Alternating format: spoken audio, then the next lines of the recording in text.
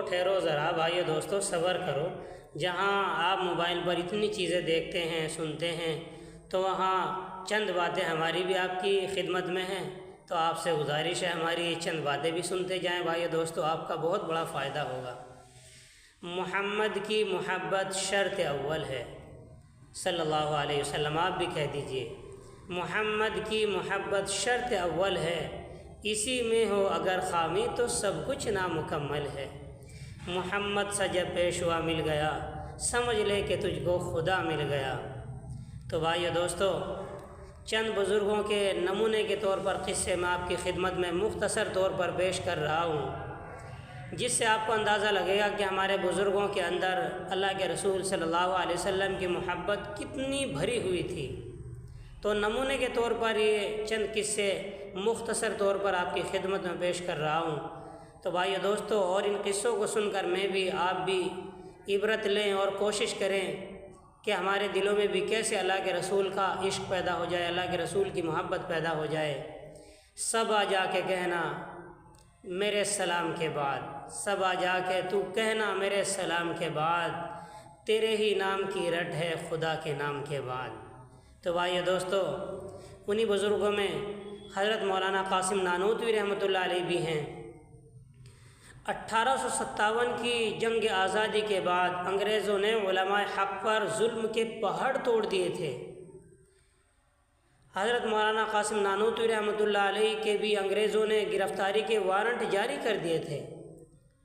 تو بعض مریدین نے آپ کو بڑی زبردستی سے ایک مکان میں روپوش کر دیا۔ تو 3 دن کے بعد حضرت اس مکان سے باہر تشریف لے آئے۔ تو شاگردوں نے کہا، عقیدت مندوں نے کہا کہ حضرت موت زندگی کا مسئلہ ہے، آپ اندر مکان میں رہیے، آپ کے وارنٹ جاری ہو چکے ہیں۔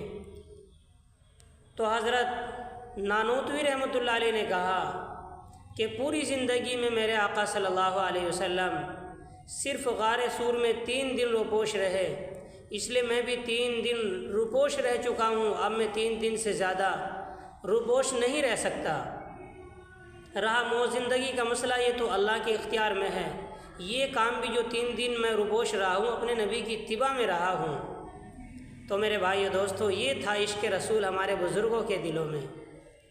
اسی طریقے سے بھائیو دوستو، حضرت شیخ الہند مولانا محمود حسن رحمۃ اللہ علیہ کے بارے میں آیا ہے کہ عشاء کے وطروں کے بعد 2 نفل بیٹھ کے پڑھتے تھے۔ تو شاگردوں نے کہا، حضرت بیٹھ کے نماز پڑھنے پر تو آدھا ثواب ملتا ہے۔ تو مولانا محمود الحسن رحمۃ اللہ علیہ نے فرمایا کہ ہاں، یہ تو بھائی مجھے بھی معلوم ہے، لیکن میرے آقا صلی اللہ علیہ وسلم سے بیٹھ کر نماز پڑھنا ثابت ہے، اس لیے میں آپ کی اتباع میں بیٹھ کے نماز پڑھتا ہوں۔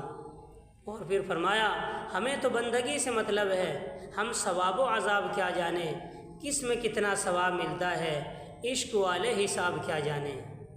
میرے بھائیو دوستو، حضرت مولانا حسین احمد مدنی رحمۃ اللہ علیہ کے بارے میں آتا ہے کہ آپ کے اندر عشق رسول اتنا بھر چکا تھا، اللہ کے رسول کی محبت اتنی بھر چکی تھی کہ اللہ کے رسول صلی اللہ علیہ وسلم کے روضے پر ایک مرتبہ پہنچ کر سلام پیش کیا، تو جواب میں روضہ اقدس سے وعلیکم السلام یا ولدی کا آپ کو جواب ملا کہ وعلیکم السلام ہے میرے بیٹے۔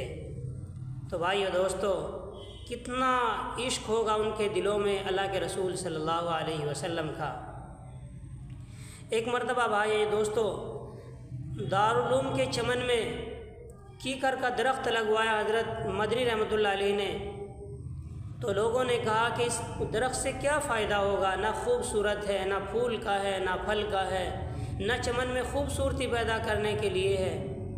تو پتہ چلا کہ حضرت مدنی رحمۃ اللہ علیہ نے یہ درخت اس لیے لگوایا ہے کہ اللہ کے رسول صلی اللہ علیہ وسلم نے اس درخت کے نیچے بیٹھ کر بیعت رضوان لی تھی، صحابہ سے بیعت لی تھی، تو اس درخت کی یہ یادگار ہے۔ تو بھائیو دوستو، اللہ تعالیٰ میرے آپ کے اندر اللہ کے رسول صلی اللہ علیہ وسلم کی پکی سچی اللہ محبت نصیب فرمائے۔ تو آج تو بھائیو دوستو، میرا اور آپ کا یہ عالم ہے اللہ کے رسول کی محبت کا کہ لمبے چوڑے دعوے ہیں کہ ہمیں اللہ کے رسول